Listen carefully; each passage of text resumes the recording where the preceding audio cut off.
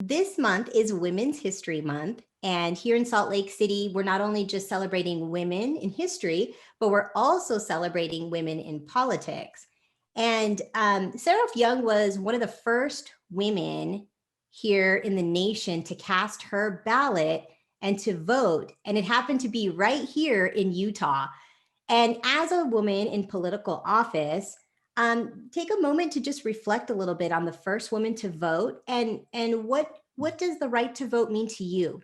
How amazing that that was able to happen, and also how tragic that we are celebrating something so essential as the right to vote, as you know to have the same rights as men have. So I am very thankful for for the work and um, for the energy, women before me, and especially Sarah Young, put at the time, and fought. I'm guessing like nail and teeth, right? Like, or nail and tooth, like fight for something so essential to involve women in the political process, in democracy, and really have our voices heard. And obviously, without her, a lot of women in politics and me wouldn't even be here. So, I'm extremely grateful for all that work that somebody else did before me, so I could have this opportunity. Now, looking even deeper, here at your story, you're the first woman of color to serve on the city council. You know, how how has your journey been like, and how did you get here? Well, first of all, I'm an immigrant, right? And so not only um, I'm amazed that that I was elected, um, because of these layers that we have as immigrants, like these layers of barriers that we have to cross. And I'm extremely grateful that Salt Lake City, especially the District 4 voters, gave me a chance. And basically, I think, looking back, it's because of the community involvement, because of well-known showing up and really trying to do your best to help your community. And I think people valued that. People were able to see that it doesn't matter what accent or what color or what gender. I mean, somebody is generally interested in in helping the community. So the way I got involved was coming to the US, sorry, to go to the EU. I got a planning degree, and I was given the chance by another woman at Salt Lake City to be an intern in the Salt Lake City Planning Division / Community Development at the time. And I had a mentor there, and then I became friends with another mentor. She's my lifelong friend. We share this friend, you and I, Poonam, very closely. And this is Meredith Lewis, another woman of color from the East Coast. She really took me under her wing. What you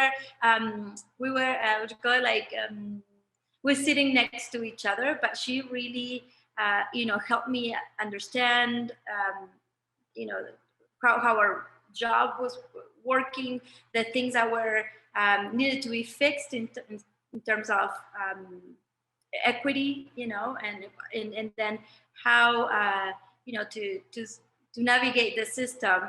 And that way, she's been my mentor. And then I've gotten other mentors as well after her when I moved on to Neighbor Works, another woman of color that took me under her wing and also taught me at other world of how to build communities and be involved. And so I really attribute, my path to at least 3 or 4 women in my life that encouraged me, that believed in me.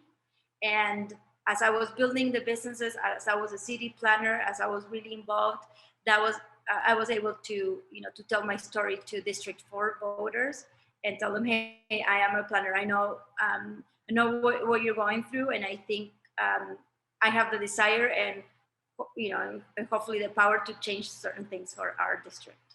And Councilmember Valdemoros, just in closing now, if individuals want to stay connected with you, learn more about what you're doing, what you're up to with the city council, and just things happening out, in the business realm here in Salt Lake City, how can they stay connected? What's the best way to stay connected? The best way to stay connected, or if you want to, if you would like to meet with me, or if you'd like to talk about politics or some business or policies as council member, you can reach me at ana.valdemoros at slcgov.com. I'm happy to meet. Obviously, we're meeting not in person, but through WebEx. And I'm happy to set up a half an hour, call or WebEx meeting, and we can talk about anything related to city.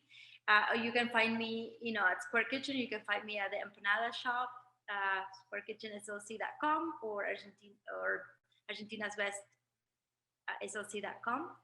And that's how you can reach me for the business portion of life.